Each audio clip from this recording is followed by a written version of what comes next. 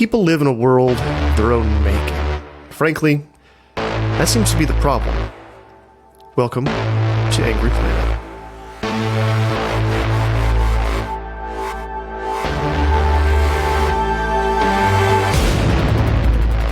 Hello and welcome to Angry Planet. I'm Jason Fields. And I'm Matthew Galt. To say there are widespread reports of abuses by Russian troops in Ukraine is to undersell it. There have been hundreds and hundreds of cases claiming rape, torture, and murder. Last week, a video of the torture and execution of a Ukrainian soldier at the hands of Russian soldiers shocked the world.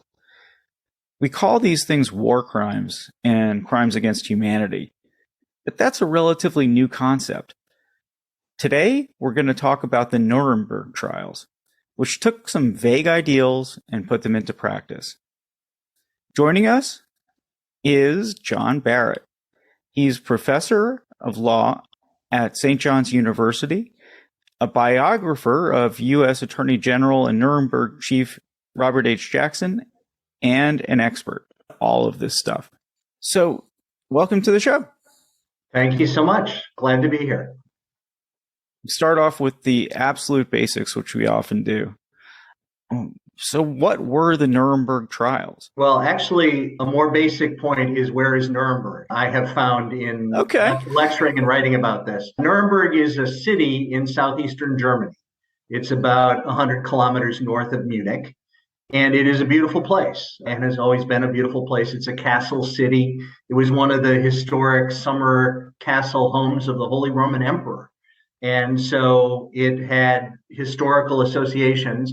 It was something that the Nazis latched onto as a historic predicate, the First Reich, the Third Reich, the Holy Roman Emperor to the Nazi Thousand-Year Reich. And so the Nazis began to hold party rallies in Nuremberg every September, beginning in 1933 and continuing through 1938. And so Nuremberg had a spiritual home and association with Nazism.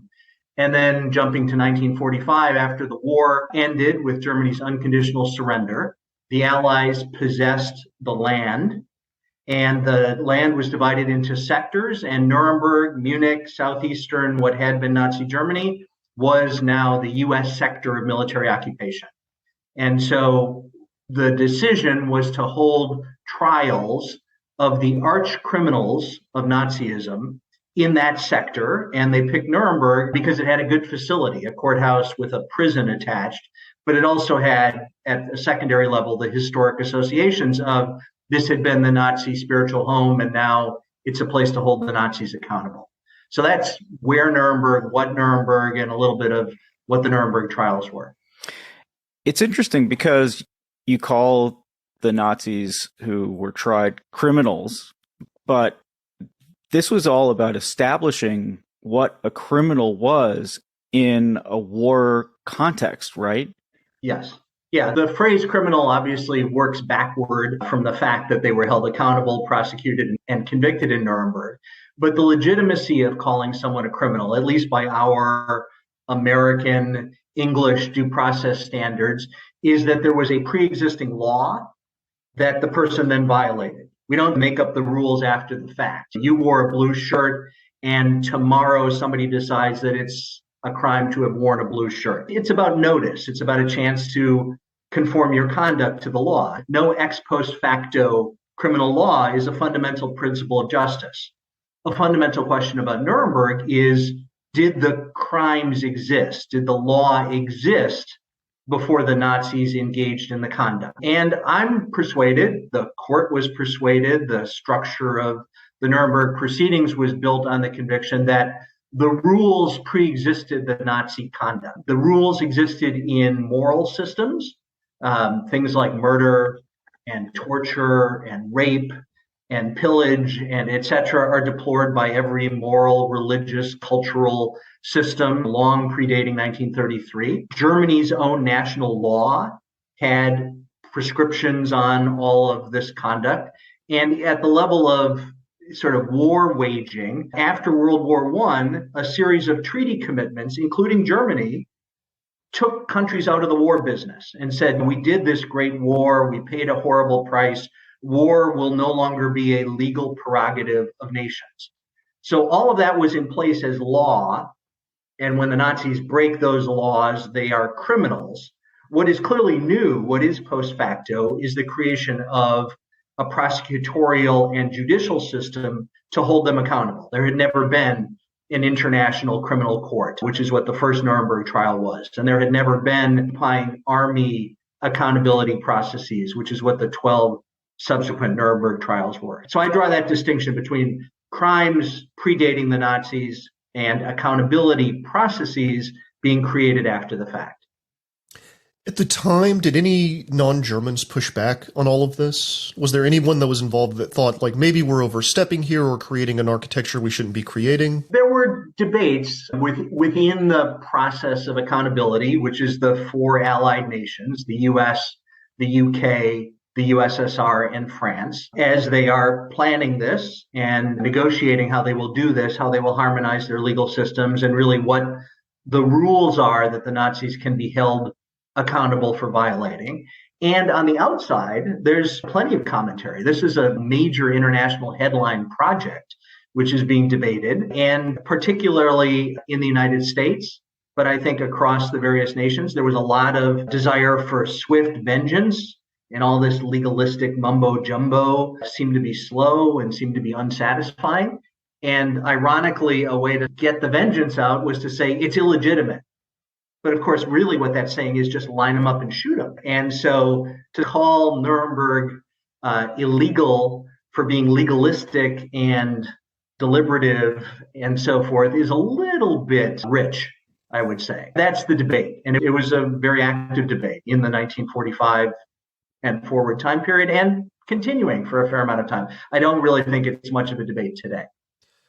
I've got a follow-up, Jason, if that's all right. Why do you think it was important? Because this was all the Nuremberg trials were also televised, which was also new, right? No, not televised. Televised. Okay, they were filmed. Some was filmed. Film was very expensive, and so selected portions were filmed. The Nuremberg trials, we should probably clarify, were 13 trials, beginning in 1945 and continuing through the spring of 1949. The first trial, 1945-46, was the one and only international trial, the one and only four-nation trial. That's the trial in which Robert Jackson was away from the U.S. Supreme Court to be the U.S. Chief Prosecutor. After that first trial, really the Cold War fractured the alliance. And so staying together to do subsequent proceedings was something the U.S. and the UK declined to do. But Nuremberg being in the U.S. sector of occupation meant that subsequent trials in Nuremberg were American-only trials. And so the 12 additional trials are second-tier sector prosecutions of, again, arch criminals who didn't commit their crime in any particular location. They were Nazi Germany. This was the legal system. This was the industrialists.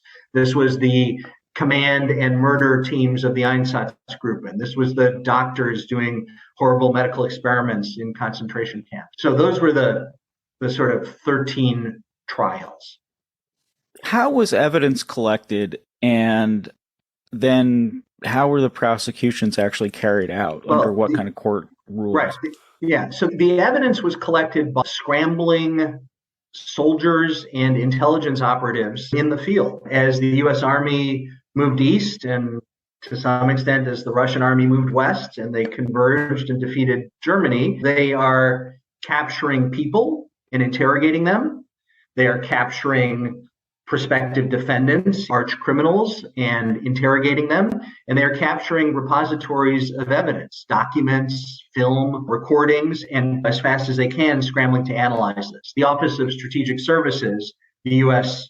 intelligence arm in the field, is a predecessor to the Nuremberg prosecution team. So OSS evidence gets folded into what becomes the Nuremberg process. And they're analyzing what they've got and who it applies to. What they find out is that they have really an enormous documentary treasure trove. And so they don't need to, this is Jackson's decision as the U.S. Chief Prosecutor, they don't need to cut deals with people to get mercy in exchange for their testimony and create a sort of swearing contest between this Nazi, about how bad that Nazi was. They have documents. And so it's a document case. It does have a lot of witnesses too. It does have film evidence too. But the spine of the case is the documents. And the documents are authentic and unimpeachable. And of course, for history, extremely important. They do this trial in the Palace of Justice in Nuremberg, according to procedures that they devised over the negotiations in the summer of 1945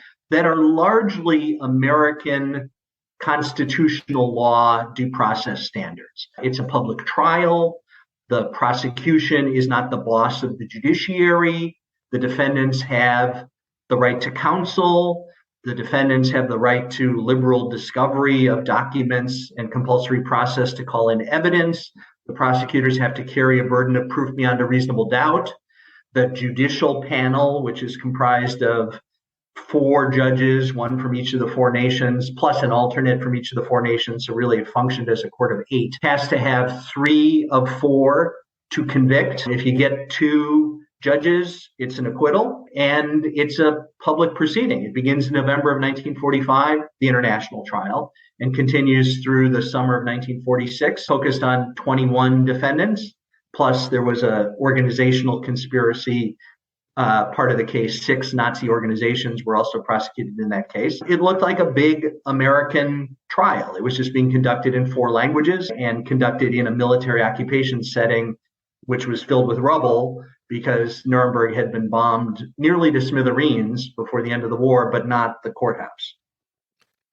Bust another myth for me, since I thought it was televised, because as I'm ignorant. Not ignorant. You're a member of the YouTube generation and you've watched the documentaries, but if you really are auditing it, you've seen the snippets that we've all seen, because that's the Army Signal Corps having filmed about 50 hours of a 10-month trial.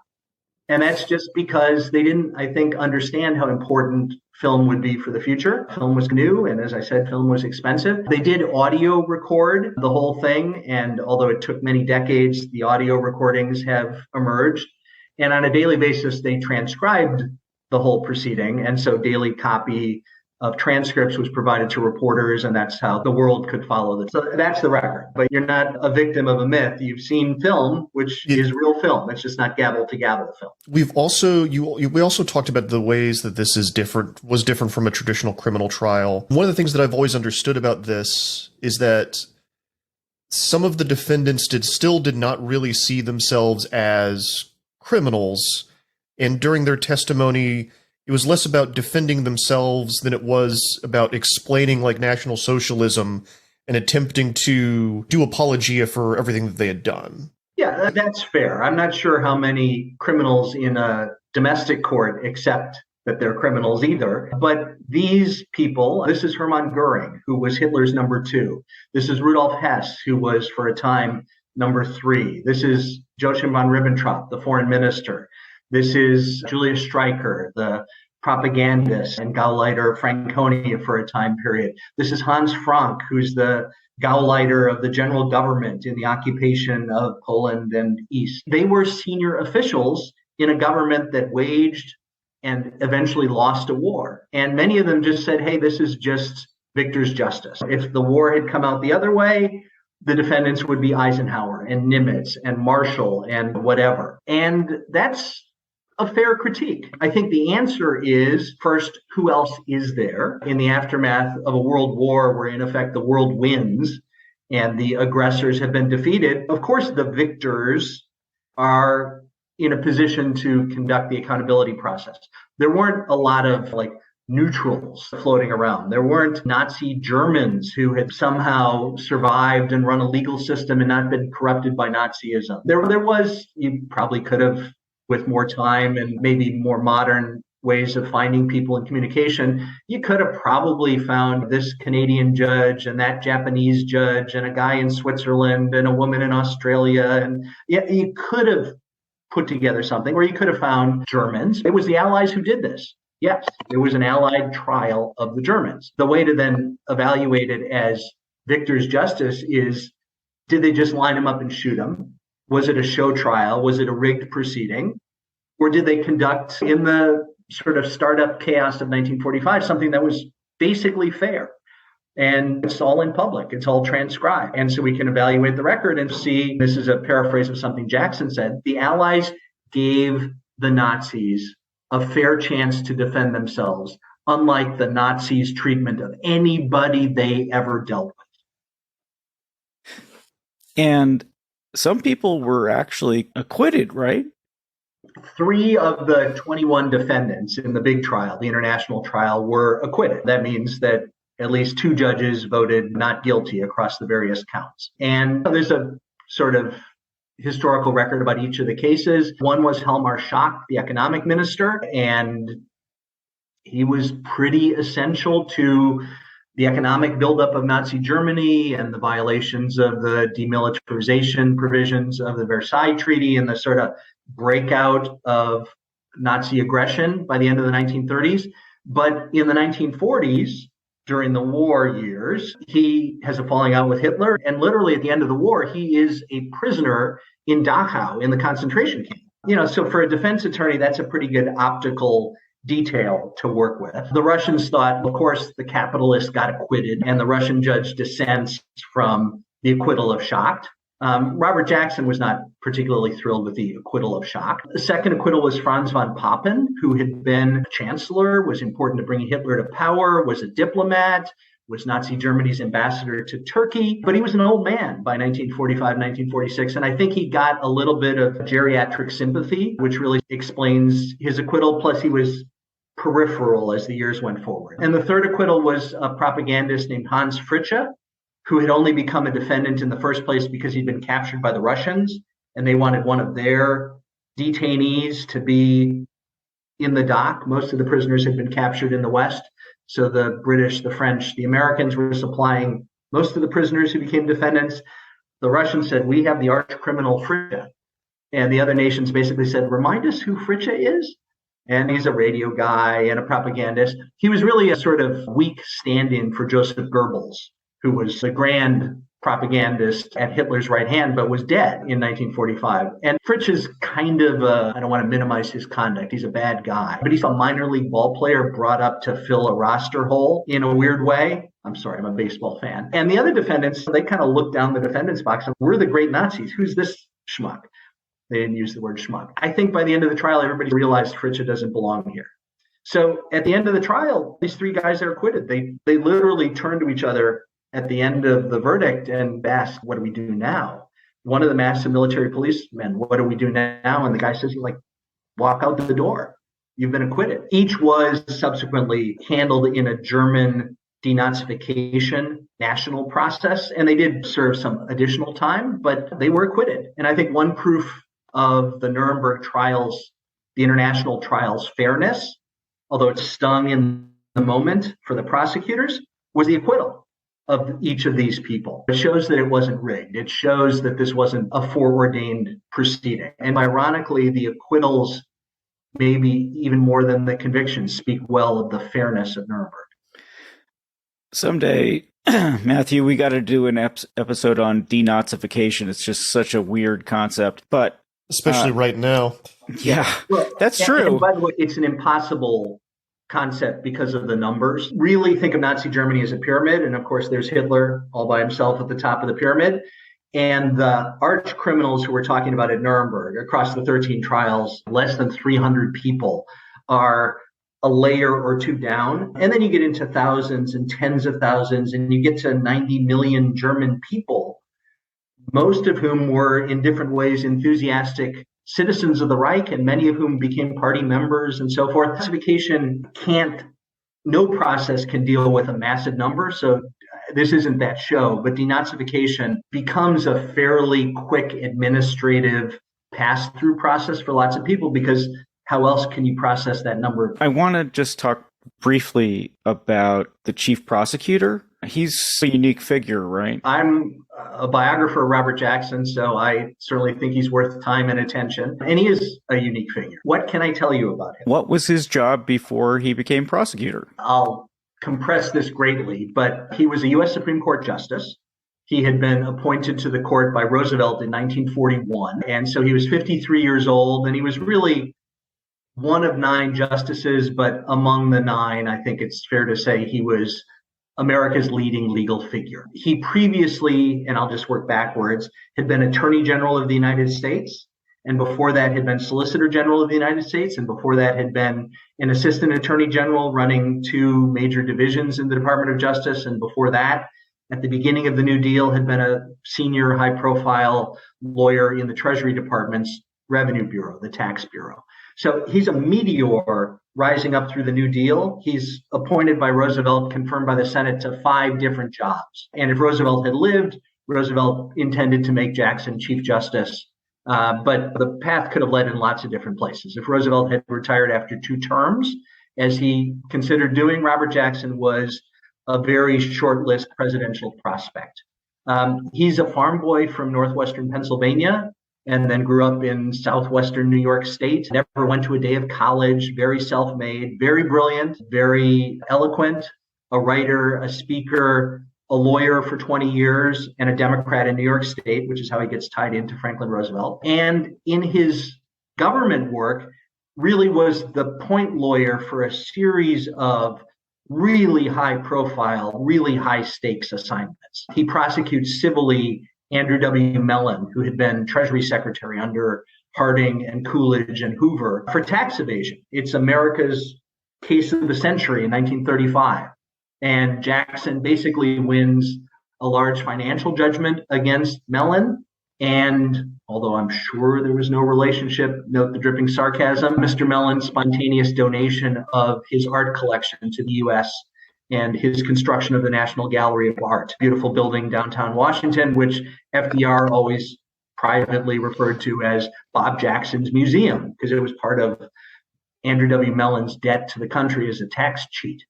And then as the Supreme Court litigator, Jackson's part of winning the constitutionality of big parts of the New Deal, the Social Security statute in 1937 and other major cases. As Attorney General, he's part of all the war preparatory work and aid to Great Britain, that's 1940 and 1941.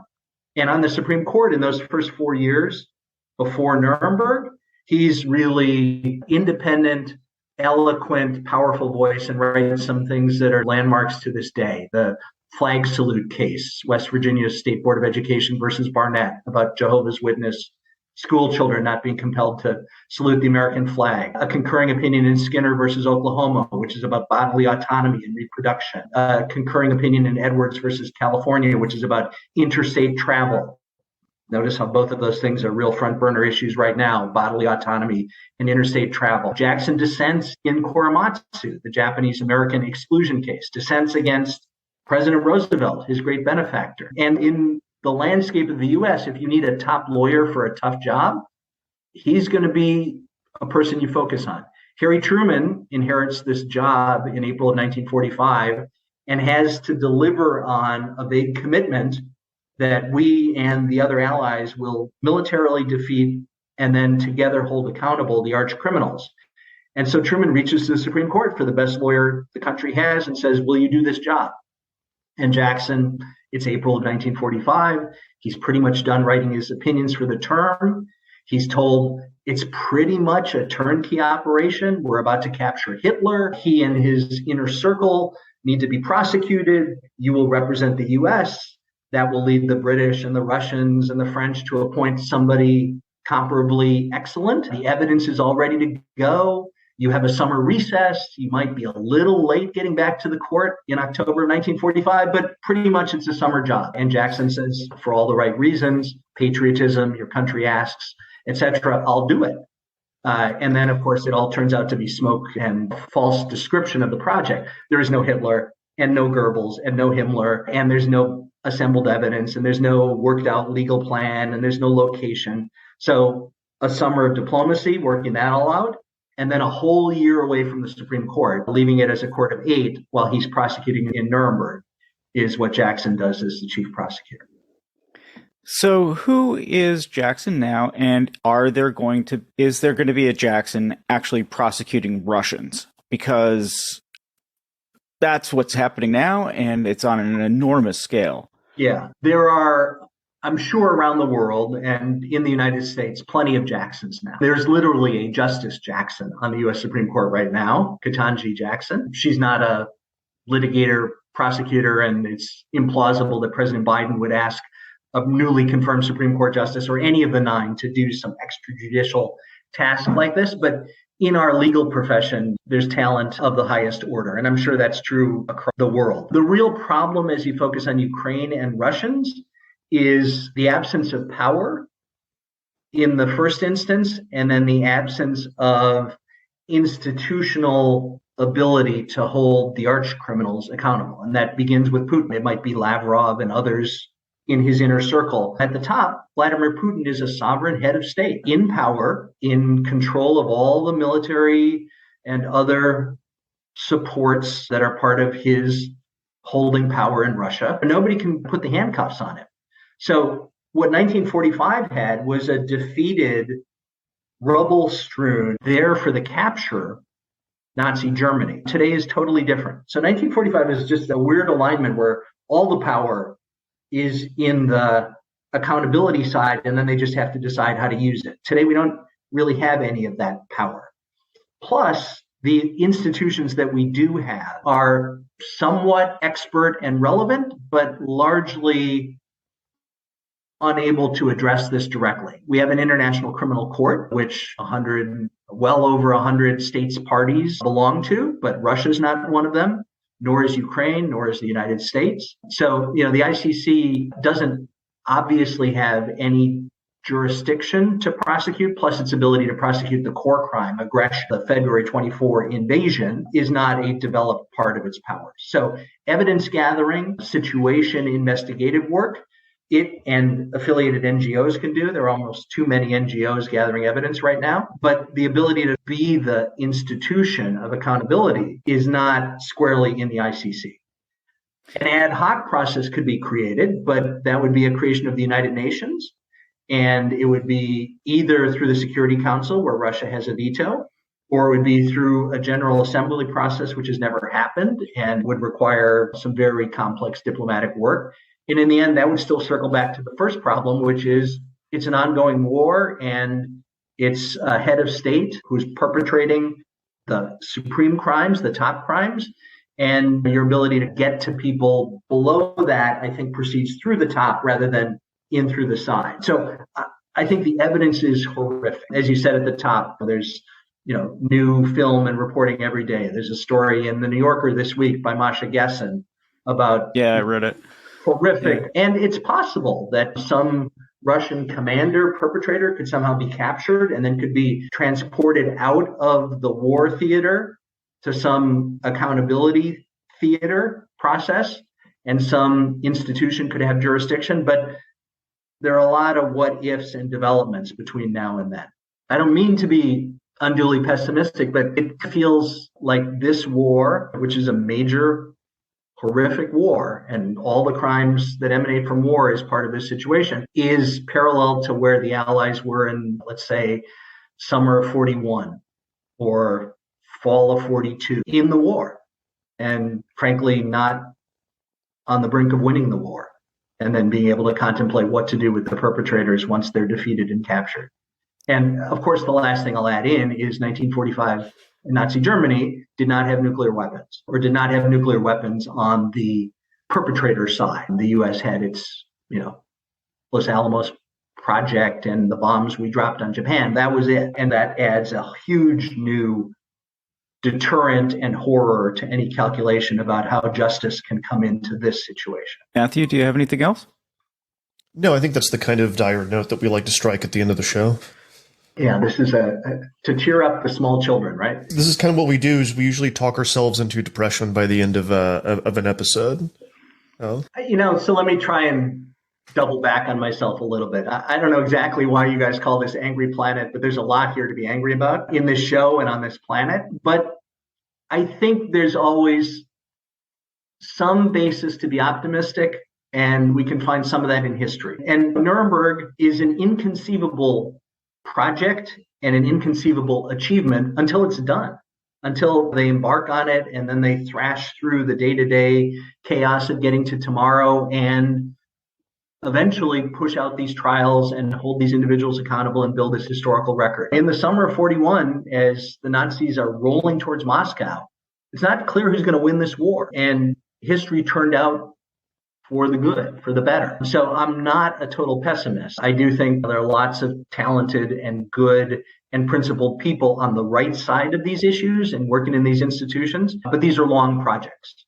Jackson had a line where he said, the meaning of Nuremberg will become clear in the century run, which is a nice little antique phrase. The century run, meaning 100 years, meaning like after his lifetime, meaning in our lifetimes. We're now 80 years, give or take, past Nuremberg. So we're not even quite done with the century run.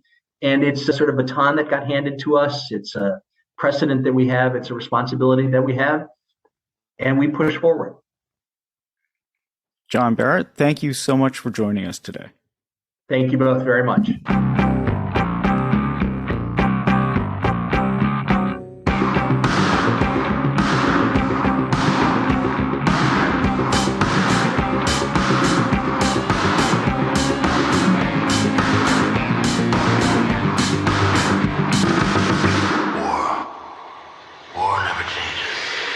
That's all for this week, Angry Planet listeners. As always, Angry Planet is me, Matthew Galt, Jason Fields, and Kevin Odell. It's created by myself, Jason Fields. If you like us, you can subscribe at angryplanetpod.com or angryplanet.substack.com. Get bonus episodes, of which we've just published one a bit earlier this week, for $9 a month. You also get commercial-free versions of the mainline episodes. We will be back again next week with more conversations about conflict on an angry planet. Stay safe until then.